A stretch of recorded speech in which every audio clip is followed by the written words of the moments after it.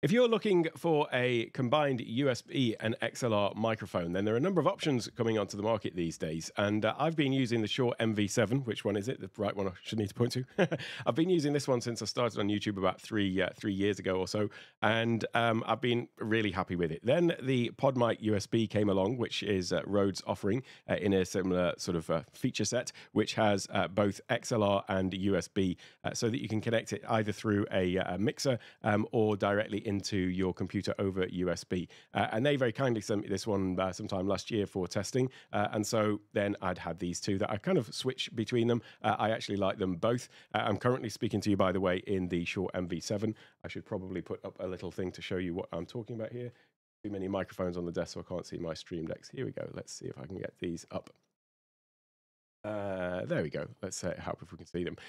Then just recently, I had two manufacturers reach out to me to ask if I'd like to test a couple of their new microphones. And one of them was this one, which is the Fifine Tank 3, and then the Feelworld PM1, which I think stands for podcast microphone. And they are both also XLR and USB.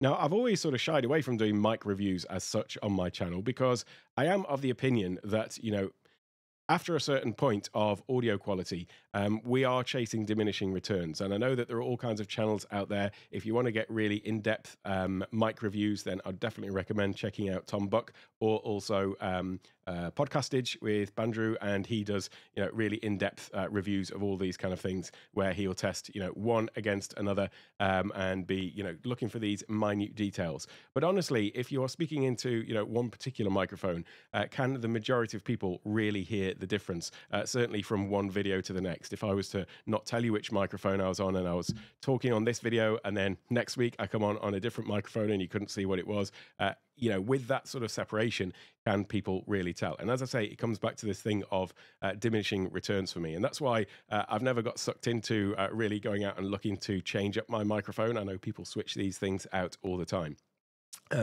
That said, having just put that little preface out there that I don't do mic reviews, today I'm doing a mic review, and I'm reviewing these two in particular because they are at, as you can see, a lower price point. So the Shure MV7 is $249. The PodMic USB is just around $200, whereas these are coming in sub $100. So I thought, well, it'd be interesting to see how they sound compared to these two, because if you are somebody that's looking for a dual XLR / USB microphone, then it's useful to have an idea of what is available on the market. And by the way, why might you need a dual microphone in that way, USB and XLR? Well, the reason why I chose the Shure MV7 when I started out is because I was looking for something that I could use over USB initially. I didn't have a mixer at the time, so now obviously I'm using my Rodecaster over here, so all of these microphones are going into that. But usually I tend to just have one microphone going into here, but then I'm using the Rodecaster for audio routing. But when I started out, I wasn't doing that. I just had a single USB going into my computer, and it was this one here. But the reason why I got the dual option is because I knew that going forward, it may well be something that I added into the mix, and so it gives you that thing that the microphone can sort of grow with you as you build out your studio. Incidentally, the microphone is probably one of the things that in your studio, whilst everything else may change. So, out of focus slightly there. But all of this stuff that I've got in my studio wasn't here to begin with. The two things I should say that I started with were this microphone and a Stream Deck. But everything else, sort of comes and goes. It changes. Cameras change. Obviously, we get higher quality, higher resolution cameras. Maybe you upgrade lighting and things like that. So there is this kind of upgrade path that you potentially go through in a studio. But a microphone can kind of last a lifetime, really. I mean, there's nothing about this one that feels like it's getting worn out. It's still sounding as good as it did the day that I got it. And so a microphone is something that you're investing in, as a long-term thing. And so that's why you might want to consider starting out with a USB mic and then thinking that it's something that you could use later if you decide to add in some sort of interface. Hey Dan, I'll just say a quick hello since you're in the chat. Great to see you. Yes, I've been a bit unwell the past couple of weeks, so hence I've not been streaming, but I'm pretty much back to normal now. So we'll see. And also the kids are just coming up to their school break, so over here they have different holidays than in UK and US, I guess. So they're going to be off for around about 2 months, in fact. So that means that they're not going to be bringing any more viruses home from school. But anyway, I'm back. So here we go. So what I'm going to do is I'm going to run through the different microphones. I'm going to do the classic sound test. I'll be switching from one to the other, and hopefully, with the benefit of these little things on screen, I'll be able to hide the ones that I'm not talking about. So let me just take this off. So right now, you are hearing me through the Shure MV7. As I say, this was the first one that I bought. It's got what they call the Shure Motive app, which means that when you're using it on over USB, then there's an app that sits on your computer and it allows you to change certain things about the microphone's sound profile and so on. So you can add compression, you can change where the what do they call it? It's like the sort of proximity. So obviously the optimum place for these microphones is going to be about kind of 2 to 6 inches away from your face, or mouth. But then you can position the mic further away, and so there is a thing in the Shure Motive app where you can select the sort of positioning of it, so it's going to make a few adjustments. And as I say, you can adjust the compression and things like that to give you a bit of a richer sound potentially as well. They've got some, I forget what they call it now, but anyway, they've got some adjustments that you can make in there, and that's when it's connected over USB. When it is connected over USB, you've also got a headphone socket on the back, so as do all of these, so that you can monitor what's going on. That's another thing, by the way, if you're just starting to do this kind of thing, the idea of hearing your voice back as you're speaking might seem a little bit weird, but it's this thing of once you actually start doing it, it just becomes something that if you don't have your headphones in, like this, to me, not being able to hear my voice in my ears is a really weird thing. I can't explain it, but anyway, so that has the monitor in the back, and basically what happens then is when it's plugged in over USB on your computer, if you go into your sound preferences, what you're going to see is basically just over here, you would see the mic show up in here. So the Shure MV7 would show up, and you would change that to both the input and the output. And that means that your audio from your mic is going into the computer. You're hearing it through the sort of live monitor coming through your headphones as well. But also this then becomes like a speaker source, basically, or a speaker destination, I should say, for your computer. So then you're hearing all of your computer audio coming back into your ears as well. It's then got a touch screen on here, or a touch sensitive strip, I should say, when you're using it over USB. So you can adjust things like the what do they call it? It's not the balance, but basically, how much you're hearing of your voice versus how much you're hearing of the rest of the audio. So if you wanted to be able to monitor your audio, your own voice, but have it slightly lower, then you can adjust that sort of that balance. I would just keep mine right down the center if I was doing that, so that you can hear realistically what it's sounding like from one to the next. Compared to the other, I should say. And then you've also got a slider on here that, the touch strip, I should say, allows you to adjust the sort of gain on your mic as well. I was never really, actually, having said this, a massive fan of this. Oh, and there's also a mute button, and the reason is because it's a touch sensitive strip, but it's not. There's no sort of tactile thing to it, so you do have to kind of look at it. And if your mic's pointing away from you like this, then unless you sort of like peer over the top of it, you can't necessarily see exactly where you are. It's a touch sensitive mute switch rather than something like this one, which has got a physical switch on it. But that's just a minor thing. As I say, I was using this. I didn't really use the controls on here too much. But anyway, so this is the Shure Motive app that you have with this. Now, when the PodMic USB came out, and this is basically a slightly improved version of their original PodMic. So the original PodMic was only XLR, but then the PodMic USB is XLR and USB. And it has a dial on the back here for gain, so you can adjust this here. That is actually for volume, I should say. But you've got your headphone out to come into your headphones as well. Actually, one of the things about this one, and I'm still speaking on the Shure, but let me just switch over to this one since I'm talking about it. And I should probably just adjust some of my presets because probably in the wrong profile. But I'll leave it to. Just 1 second. Let me go and adjust this. I will go back actually and try that one. Yeah, what I'll do afterwards is I'll go through all of these and I'll just switch off all of the processing. I think I've done something to the to my processing of this one, so it's sounding a little bit odd to me right now. But anyway, I will carry on regardless. So this is the PodMic USB, and one of the things that I think is better about this one than the Shure MV7, specifically when you're using it on USB, is that you have all of the same onboard processing as, or a lot of it, that you've got on the Rodecaster, for example. So that means that you've got things like you can adjust compression, but crucially, the important one for me is the noise gate. So at the moment, like when I'm speaking, when I stop speaking, everything goes quiet, and that's because I have the noise gate set so that when I don't speak, it is basically completely cutting off all of the audio. So that, for example, my air conditioning unit that's going in a room here, you're not hearing that. And for me, where I'm actually using all this stuff, obviously I make YouTube videos, but the majority of use I get for these out of my studio setup is really, in Zoom meetings, virtual conferences, and things like that. And in instances like that, where I'm in a meeting, I want it to be that when I'm not speaking, everything's quiet and there's no sort of background noise coming through to distract people. And that's done with a noise gate. Now, when I was just using the MV7 over USB, I would use a program called Audio Hijack, and that allowed me to do those extra little things. But what I like about the PodMic USB is that it has all of that onboard processing in the microphone itself, and you kind of set it all up in Rode Central, the Rode Central app, but it's kind of saving all of those settings to the mic itself. So there's like onboard processing going on here. And that means that then you don't have to have any other application open. So before, with this one, I would have to have Audio Hijack open all the time and make sure that, my particular setup was active to be applying that processing. Whereas here it's kind of saved to the device, and then you just plug it in over USB and it's good to go. So in terms of the sort of features of the Shure versus the PodMic, I would probably come down on the side of the PodMic. I've got to always say that, yes, your voice may sound different on one to the other, so you need to test these sort of things out. But certainly for me, in terms of the features, I do prefer the PodMic from that point of view, just from the USB functionality. Obviously, when you then take those into the to the Rodecaster, then you can do all of those tweaks in any case when they're used over XLR.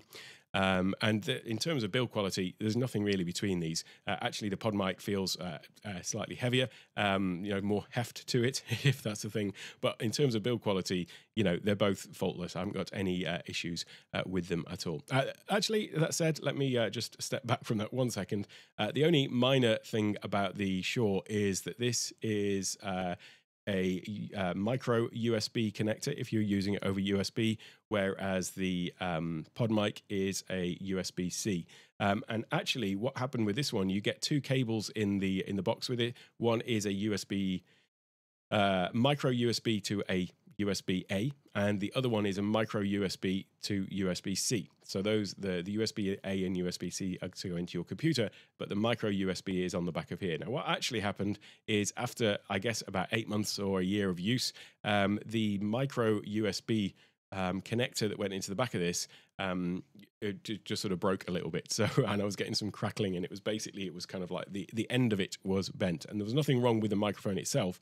It was literally just the cable. But I suspect that is partly to do with the robustness of micro USB versus a USB-C or something like that. So all of these other ones, I should say, are using USB-C into the back of the mic. So if that's a thing for you, then it's worth noting. However, it wasn't really an issue with this because it came with a second USB cable anyway, so I just switched out to that one and all was well again. And as I say, it wasn't anything with the microphone itself.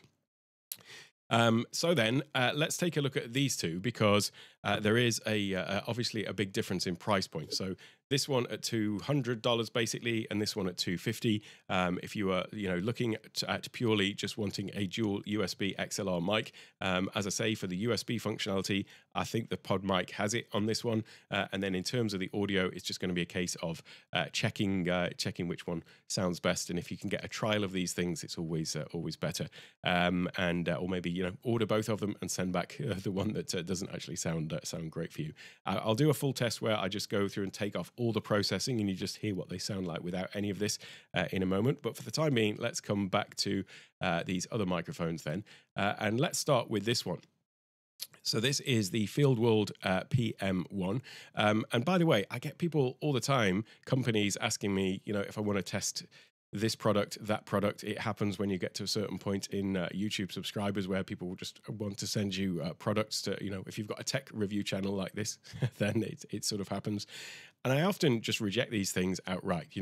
If there is, anything that I'm not currently using, unless there's a really compelling thing about it where I think, this would be a really interesting thing to test out for the benefit of my audience and more likely often the, sort of Academy members. But I don't just take, any products that people offer. And I've had a load of offers of microphones over the last few years, and not just microphones, but mixers and things like that. And they're often from what I've maybe somewhat snobbishly thought of as, non-brands. Everybody knows Shure. It's kind of, the industry leader in microphone technology, you could say. You've got Rode as well, which is industry leader in, podcasting and these sort of, what should we call it? Sort of consumer level devices and things like that. So, these are just two, industry standards at this point in this space. Whereas,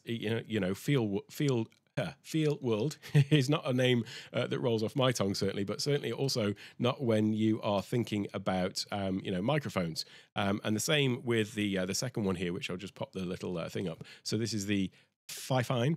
Again, it's not something that is a name that is synonymous with microphones in the same way that Rode and Shure are. So somewhat snobbishly, when companies have reached out about these, I've not tended to take them up on the offer. And as I say, there's been these companies, there's other companies who have offered to send me stuff. But I did think that because one of the points that I always make to people is that, above a certain point, we are chasing these diminishing returns.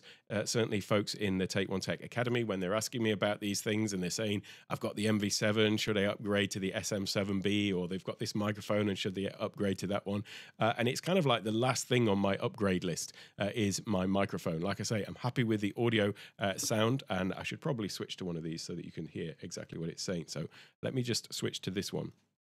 So now you are hearing me on this microphone. And once again, I've not done anything with the processing of this. I should probably just boost it up a little bit as well because the audio level is a little bit low. Let's see what processing I've got this set on as well. And I will, as I say, go through and just adjust this in a little while. But now we are on this one. So the Fifine Tank 3.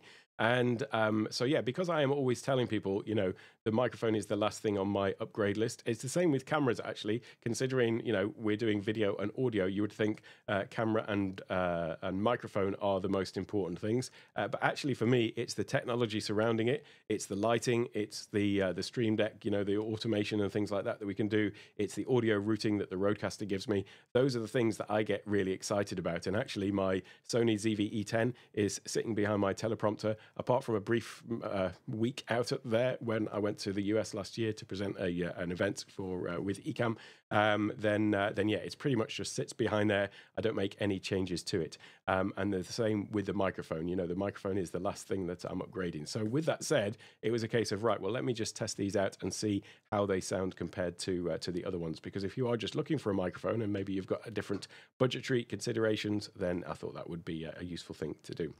So this is the Fifine Tank 3, and if I just take this down off here for a moment, as you can see, it is, whoops, if I get the right one, it is a, I beg your pardon, I'm actually doing the wrong one. So I beg your pardon, this is the problem.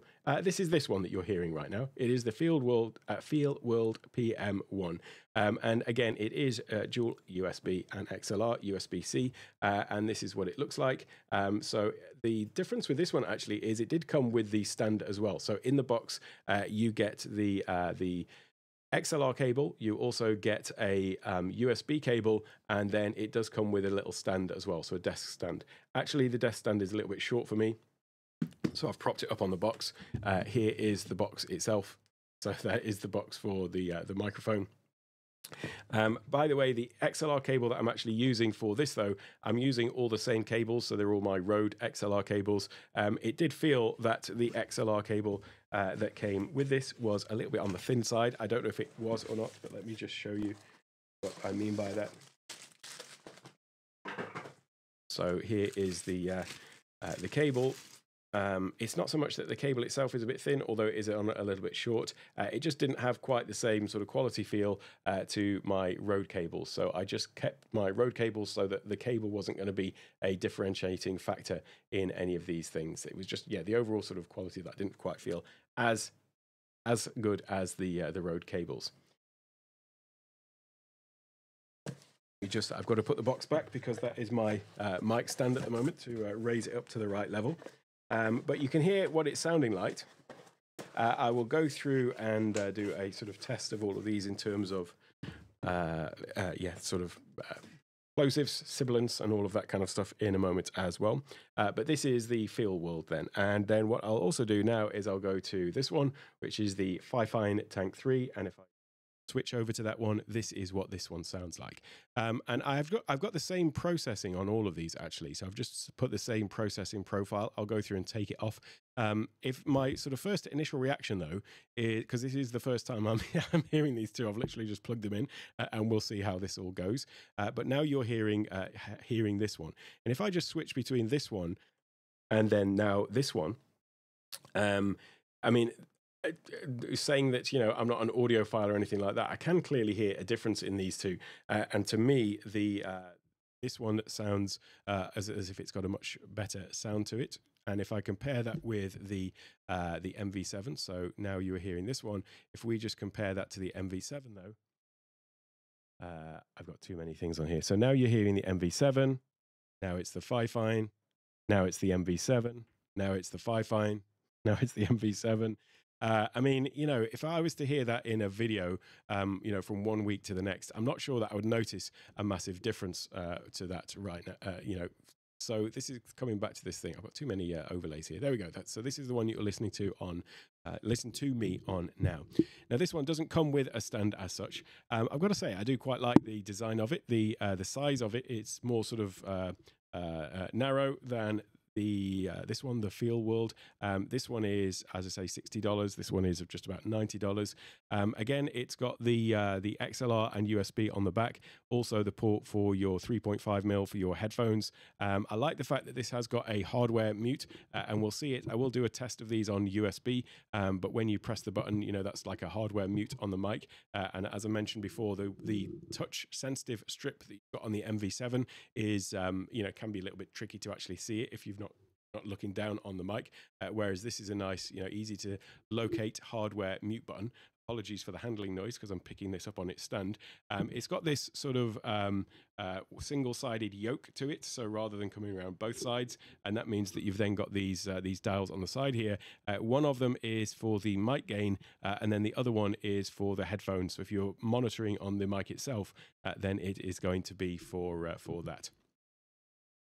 So let me just have a quick check in with the chat. I'll say hello, Florence. Great to see you here. And Dan, hi Dan. You have the PodMic USB. I cannot recommend it enough. I use it in XLR with the Streamer X, though the latest update to Unify has created an issue with the voice monitoring. Oh, interested to hear about that. I'm not sure. I haven't heard of that or experienced it myself. But yeah, the PodMic USB is just rock solid, honestly. And like I say, with the onboard processing, when you are using it over USB, then it's a really good, robust thing. And as I say, the USB versus the MV7, I would always recommend the PodMic USB just because of the added functionality that you get. Specifically the noise gate, honestly, specifically the noise gate. It's such a useful thing to have on board on a USB mic without having to need any other software. I also like the aesthetic of it, and I really like the fact with the MV7, with the PodMic, that they've done this sort of thoughtful design with the windshield here, that they've actually kept the same design aesthetic to the windshield as on the mic itself. So whether you're using the mic without the windshield or with it on, I think it just looks just as good.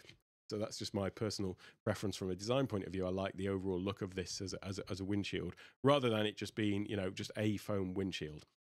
So that's the thing. Incidentally, the MV7, by the way, one of the issues that that did have was a slight issue, and that's the issue of plosives, which is when you say your P's, so that sound that you get of basically the air into the microphone. That was something that the MV7 had, and you may notice that I've actually swapped out the windshield on the MV7. So this is the windshield from the SM7B, but you can buy this separately from Shure. It's the RK345 code number. Why I happen to know that, I don't know, but that is the windshield from the SM7B.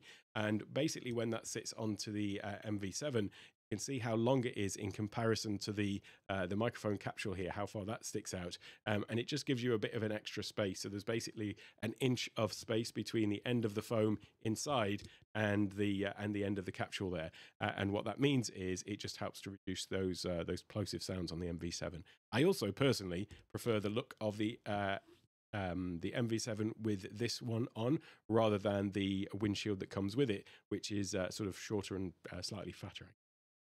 So yeah, I prefer the look of it with that on. But that's just something else that I just added into this. Anyway, I digress. Let's go through. Hi, Michael. Great to see you here. I'll go through I'll do a bit more of an in-depth test in a moment and get to that. Thanks for asking. Hey, George. Great to see you here. Hey, Vito. How you feel about micro USB in microphones? Well, yeah. So that was the thing I mentioned about the Shure, was that this uses micro USB on the back versus these three, which are all USB-C. And as I say, yeah, the micro USB, I had this issue where it was kind of like the plastic housing of the micro USB and the metal part that sort of sticks into the back of it. Because the microphone, you are often sort of moving it around, maybe adjusting the position of it and so on. And even though the cable I had sort of routing down my mic stand, there's always this little bit here. And basically what was happening was, you know, as I was moving the mic around, it's obviously moving and putting tension on the micro USB into the back of here, and so it did actually sort of bend the connector.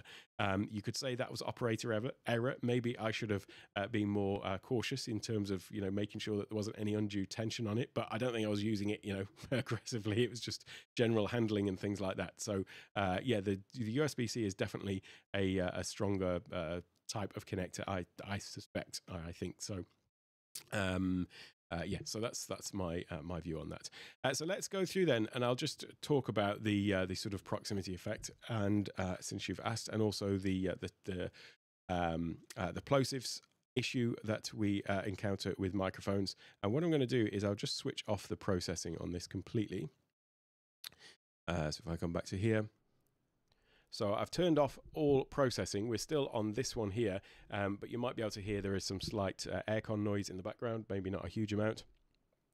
And what I'll do is I'll just sort of move it away so that we can move it over here. So this is how it sounds when it's basically, as you can see, about a foot away from my my face. There is definitely some plosive issues with this one if you are talking directly into it. But actually, with any microphone, if you've got this issue of plosives, so the P sound causing that that sort of popping or whatever you want to call it, then the simple solution to that is actually just to have the microphone slightly off axis, so that exhalation of air is basically bypassing it altogether. You still do get it a little bit anyway, but it certainly does help reduce it. So if I say anything beginning with a P over here, it's not as pronounced as if I say something beginning with a P here. So just speaking across the microphone will help to reduce that. Let's switch over to this other one for a second. And what I'm going to do now, so this is back on this one. This automatically feels, for me, yeah, just not as clear. Let me go over to my presets. I'm going to take off all of the processing on this. So yeah, for me, certainly this one just doesn't sound quite as clear. It certainly sounds, I guess the word is muddy, I guess. But yeah, this is what this one sounds like with no processing on whatsoever. This is it sort of further away. It's certainly doing a better job actually of picking up further away. But on the other hand, that is maybe reflective of the fact that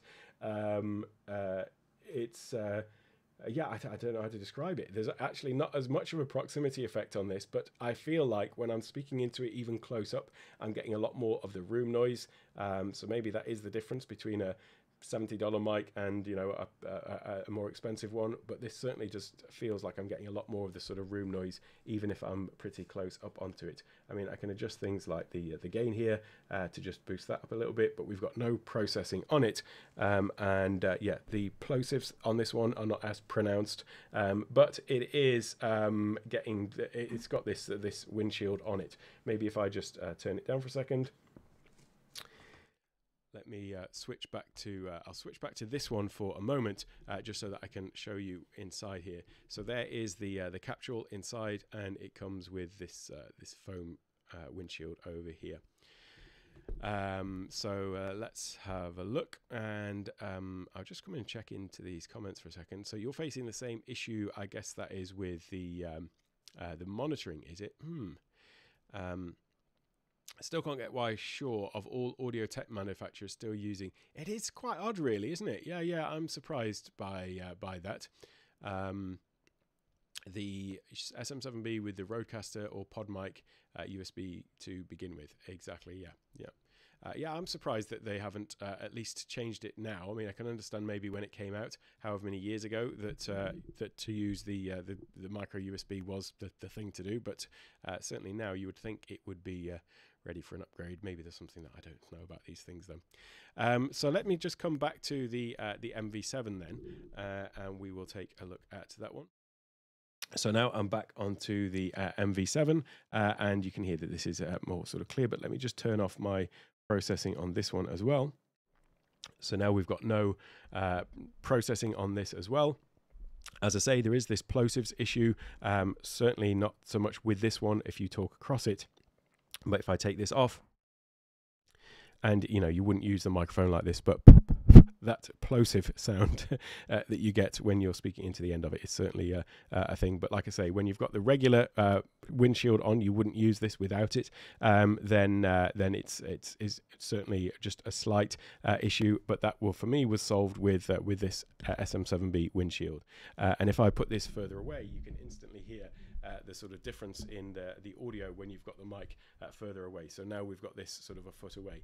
Actually, you know, it's some of the questions I get when people book consultation calls with me. It's invariably about audio, considering I talk about, you know, online meetings, presentations, and you know, video as well, and content creation. Actually, the majority of calls that people book with me are about some sort of audio issue. Let me just pop this back on. It's either audio specifically or audio routing with the Rodecaster and so on, because there's this kind of like abstract nature of audio where you kind of see the microphone and you see where it's going to, but there's this sort of black art in the middle of it as to what's happening in terms of processing, audio routing, and so on. I should say, if you need help with any of this stuff and you need to book a consultation, you can do so on my website. You'll find the link in the description and obviously just on screen right now. But one of the questions that comes up a lot is they'll say, you know, I'm using the same microphone, maybe the Shure MV7, or maybe they've got the Shure SM7B or some other microphone, and they're saying it just doesn't sound as good as I'm hearing it sound for other people. You know, maybe they're watching the Joe Rogan podcast and he's got the SM7B.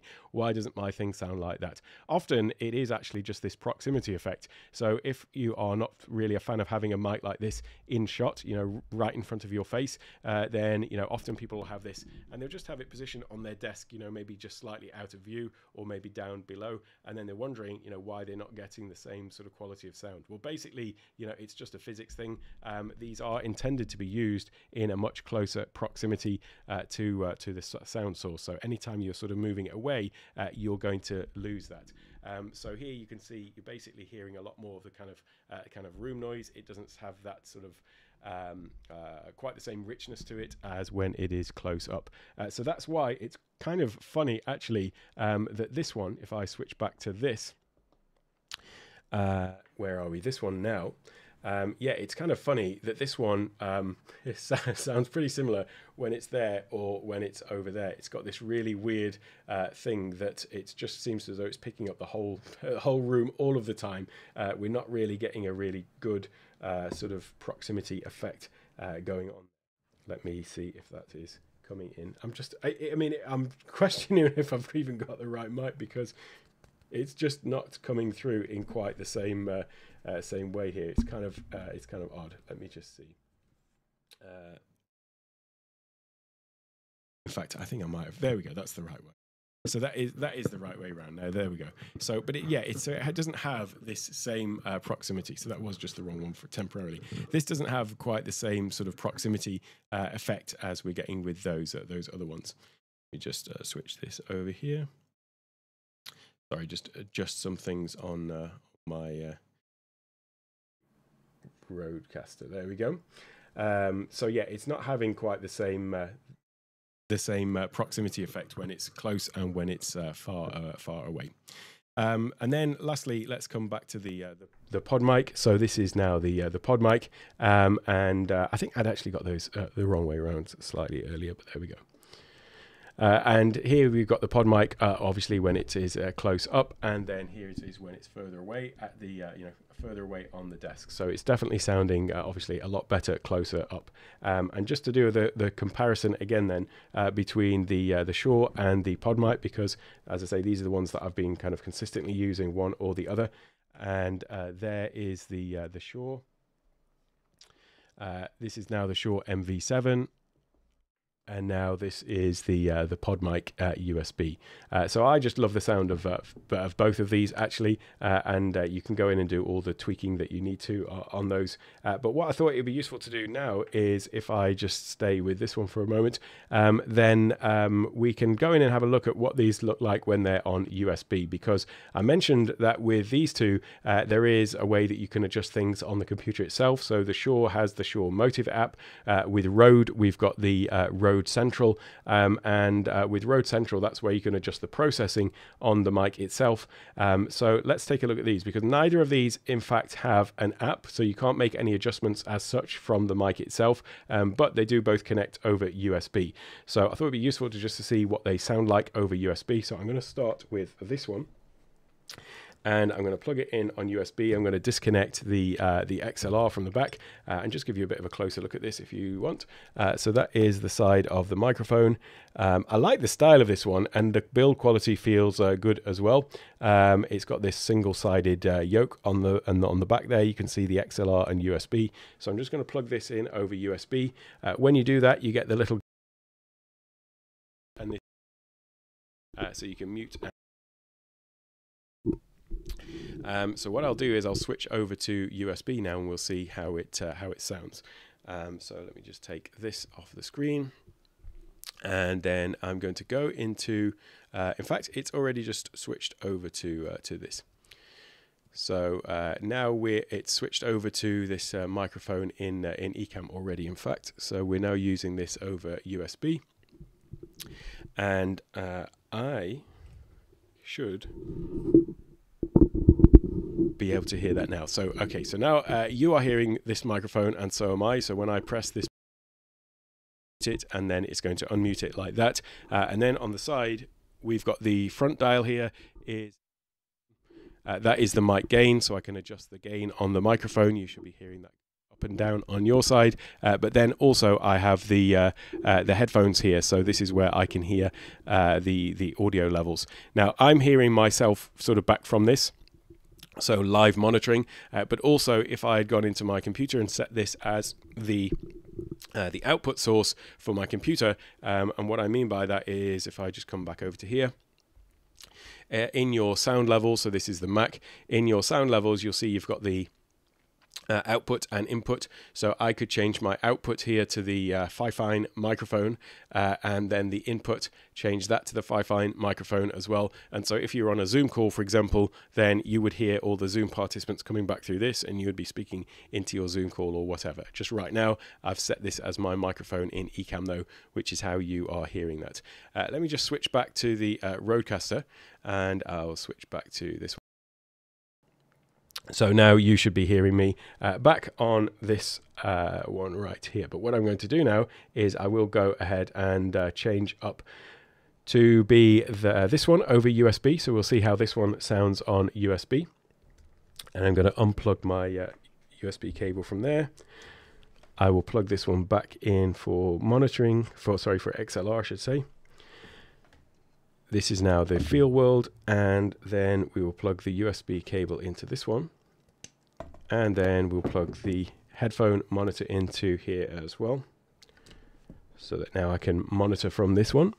I've got my headphones a little bit behind my back, and then what I'll do is I'm going to change the audio source now so that it's going to be this one. So let me just take this off the screen and change the audio source. Where is it gone? It's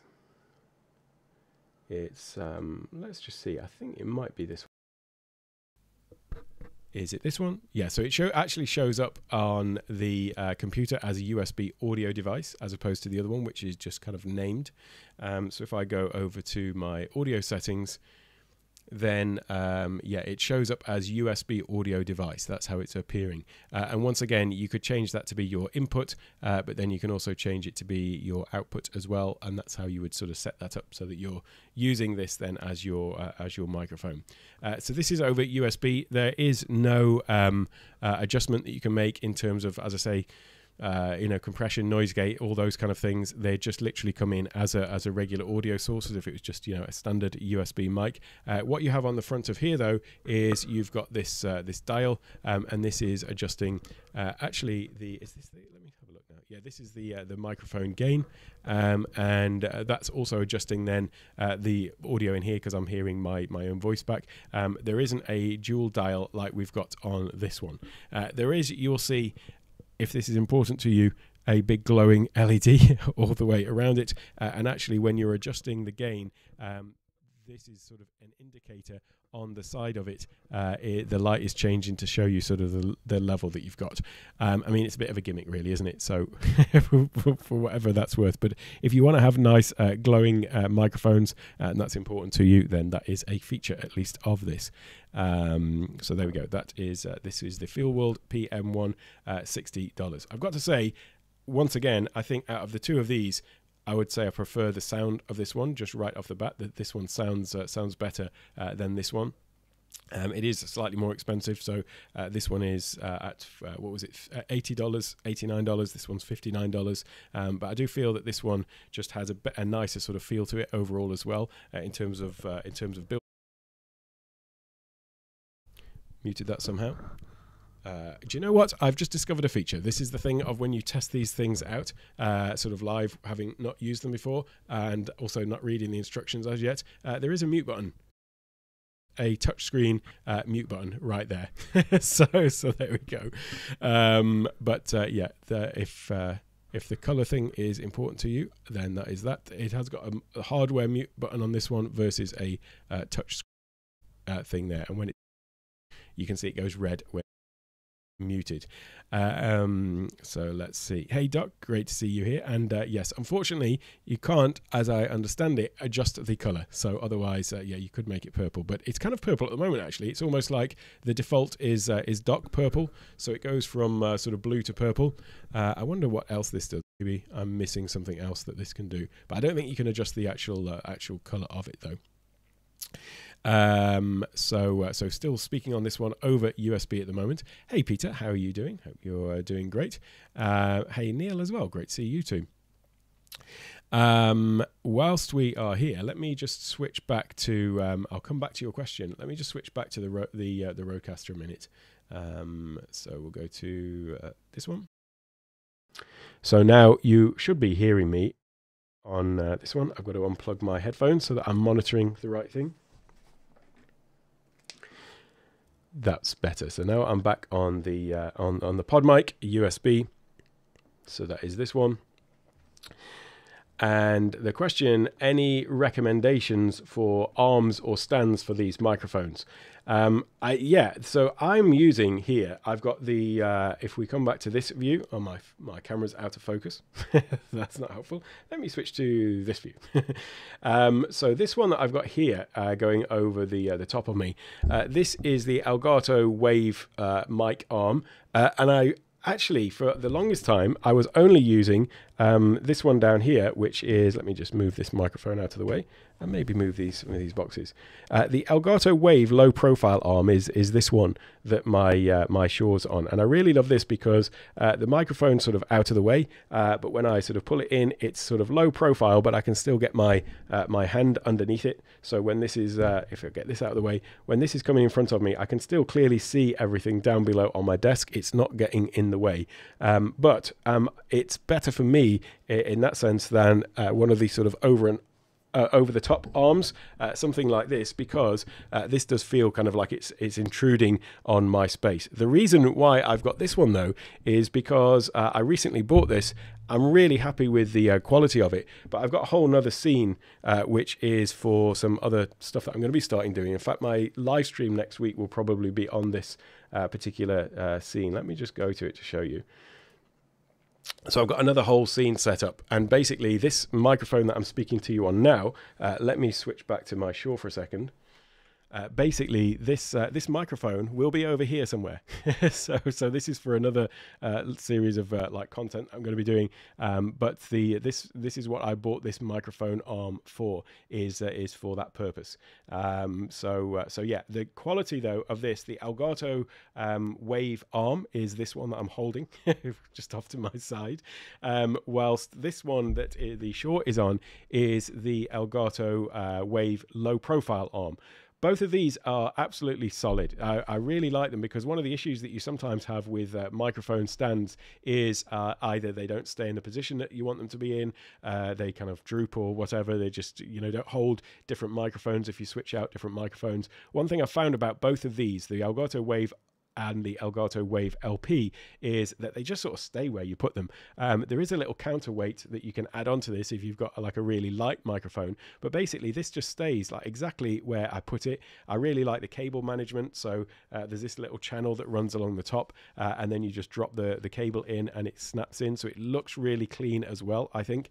The Elgato Wave LP has a like a magnetic top to it, so there you go, you always keep your little Allen key on a magnet underneath it, but this allows you to basically just pop off that top, drop in your cable, and then that sits on the top of it. So those are both really solid. However, there is another really great one, which is let me just pull this up because I'm actually using this. Why are my cameras all out of focus today? That's weird. Tell you what, let me come back to this one. Let me try and see if I can just fix this quickly. They're not behaving. Let me come back to this view, and what I'm going to do is I'm just going to try and see if I can just zoom out. So by the way, there's that other side where that other view was, but what you might be able to see on here though is if I just maybe try and zoom in a little bit, you can see that I've got another mic arm that I'm actually using for my overhead camera shot. So this one just over here, right above my head, that I've got one of my Obsbot tail airs as my top-down shot, but it is that arm is currently mounted to the back of something weird's going on with my apologize for this, my focus, but you should be able to see I've got this arm coming up and out over there, and that is a really great mic stand as well, which I did use for a while as well, because it is both a low profile stand but also a regular you know, over the top stand. So let me just get this for you. It's called the Ava Media Live Streamer something. Let me just pull it up for you so that you can see. And it's got this really great mechanism where it can either, you know, move in all the same directions as you'd expect one of these kind of like over the top ones, but then the whole thing can just bend down, and then it can be a low profile arm as well. I'll just find it for you. Ava Media Live Streamer. What's it called? Live streamer arm, I think. Something like that. Let me just put my processing back on in this one because I realize you're getting there's no noise gate on this right now, and also you're getting some other unwanted noise coming through. I will get the link for this to drop into the chat. It is actually in the description as well, so if you're watching on the replay, the link is in the description as well. So this is the Ava Media arm. I really love this. I mean, this is another one that feels really solid as well. And the only reason I ended up switching to this one is I had both of them, and I wanted to use the AVerMedia for my top-down shot. But actually, there's the thing about it as well that's really useful. And if I just come over to this page, I've dropped the link in. The other thing about it that's really useful is you can do this thing where it's basically a combination. Whoops, let me miss this. You can do this thing where it is. It's kind of like not a low profile, but not a high one. It's kind of hard to explain. And I had this great thing where it was basically sort of reaching round the side of my my Rodecaster mounted behind it. And it didn't need to be quite as low so that it was coming in at a particular low angle, but also didn't come right over the top. I'm not explaining this. I'm not doing it justice, but it is a great arm. And it's also considerably longer, in fact, as well. So if you need something that has got that extra length to it, then this gives you basically an extra foot of reach over the low profile arm from Elgato. So yeah, it's a really great solid option. And this also has nice cable management as well. So in the same way that the Elgato one over here has these strips that just pop into the top of it. The AVerMedia's got basically the same thing. So in the top of the bar here, you can maybe just sort of make out there's like a little bump just above the AVerMedia logo. That's actually where there's a channel cut into the arm, and then there's a little thing that just fits into the top of it, like the Elgato one as well. So cable management's really good, and again, it's another one that just feels solid. It doesn't move. You know, it can support whatever weight. There's little tensioning screws that you can tighten up to adjust, you know, the tension of it. But yeah, it's just rock solid. It's not going anywhere either. So either this one or the Elgato Wave or the Elgato Wave LP are all good. Let's see where we're up to in the chat. Oh, you're right. Yeah. So the thing about the the USB, yeah, it's not like it's a really old mic, but so yeah, I don't know the decision for that as well. And there we go. Doc's here with the answers, of course. I'm glad you're here to to give me all the actual facts. The MV7 was ready before 2020, so it was too late for them to. Get you. That makes sense. It is odd that they haven't considered doing an upgrade because yeah, it is a sticking point with a lot of people. It sucks not the appropriate cable to micro to C is only $8 for a good one, so that's not a big deal really. Yeah, it's just that's it. It's just irritating, isn't it?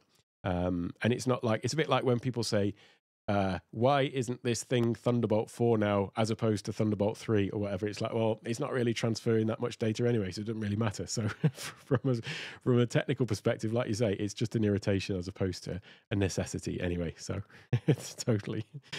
I get Shure, there we go, get this on the screen. I get Shure pre-productions all the time, so I know that mic was ready way before the launch. Yeah.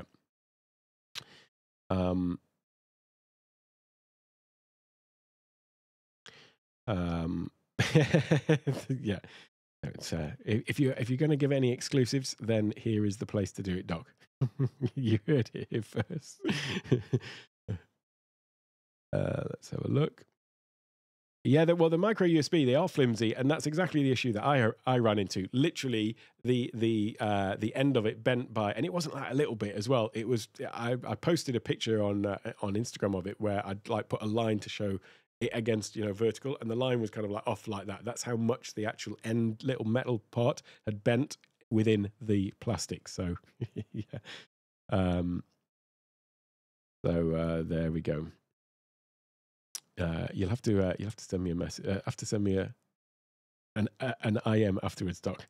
I'm intrigued now. So there we go. We're back on the Shure MV7 now, and yeah, this is all I'm intending to do today. I am going to go and do a. Sorry. Let me just pull this up because this is this is a really valid thing to point out. Have you used the Samsung Q2U? I haven't. Now, I'm intending to get one specifically for this comparison because, yeah, the Samsung Q2U, let me just pull that up because that is another one that is a dual USB XLR. Let me just pull it up. And that always gets great reviews as a great alternative. And that is also a dual USB XLR. It's more of a I'm going to say a traditional looking microphone, like, you know, more of a handheld thing as opposed to, well, not a handheld, but you get the idea. You know what I mean? That kind of microphone as opposed to a sort of arm mounted broadcast type mic. I'm using the wrong terminology here. Do forgive me. Mixing my words. But yeah, that is also dual XLR and USB on the back as well. And I know that always gets good reviews as a, you know, for the price and everything. So yeah, I'm intending to just get one of those just to do another test because, like I say, I don't want my, I'm not going to get into doing, famous last words, a whole load of mic reviews. Maybe that's just the ultimate place where channels like this end up going, talking about microphones and so on. But like, as I say, I do think that there are potentially, you know, diminishing returns when it comes to things like this. You know, it should be more about the content necessarily than these slight little things. But yeah, the Q2 is great from by all accounts, and Doc is conferring that as well. I'll take that as the compliment in which it was intended. Yeah, ugly but amazing. Well, thank you very much. That's shirtable, isn't it? That. So yeah, what I'm going to do though is I am going to do an actual full sort of video review of both the. I've already done reviews of the PodMic and the MV7, but I'll definitely do a review of the Feelworld. I still can't say that for some reason. It always seems a mouthful to me. This one, the Feelworld PM1 podcast microphone one, which, as I say, does come with this stand, which is a nice little touch. So if you're looking for something just to take out the box and it's got everything you need, then it's got this stand. Having said that, it's a little bit low. So the stand is a little bit low. And then you've got this one, which is the Fifine Tank 3.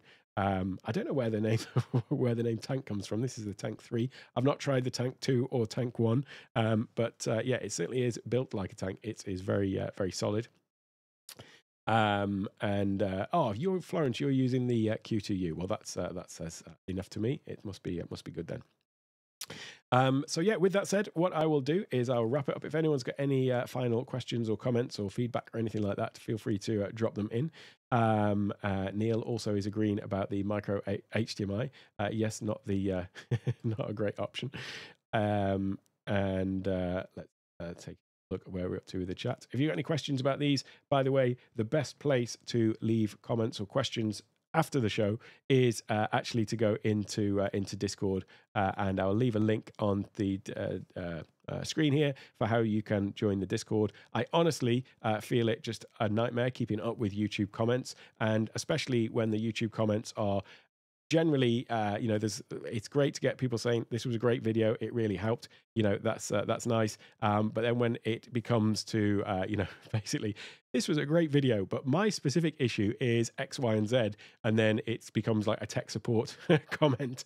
Then, yeah, just answering those on a one-off basis in YouTube comments when there are so many of them is really a tricky thing for me personally to manage. And what that means is I kind of don't manage it, and I just direct people over to here. So come in here, drop your questions in the Take One Tech community, and then the benefit of that is that everyone gets to benefit from it, rather than it just being a one-on-one tech support. If you do want a more in-depth consultation, then you can also book those, of course, from my Take One Tech website, takeonetech.io/consultation. If you just want to see if I might be able to help you, then there's a free consultation call there for 20 minutes where we can just have a chat and see if I am the person to help you. And then obviously after that, we can go into paid consultations, which are available from there. Or if you want ongoing support whilst I'm doing all of my little pop-ups, you can also check out the Take One Tech Academy. So there we go. I'm already on that dock, so yes, the camp, Katie's already filled me in on that, so I'll be there, and I will be yes. In fact, what I said to her was, you try and stop me. I will be there. I'll be banging on the door either way. So yeah, all looking forward to that. Hey Victor, great to see you here as well. Okay, so with that said, thanks all for stopping by. As I say, check out the Discord if you've got any follow-up questions, and I will see you all in the next video. Until next time, have a great day, and thanks also to all of my channel members. I really appreciate all of your support. See you all next time.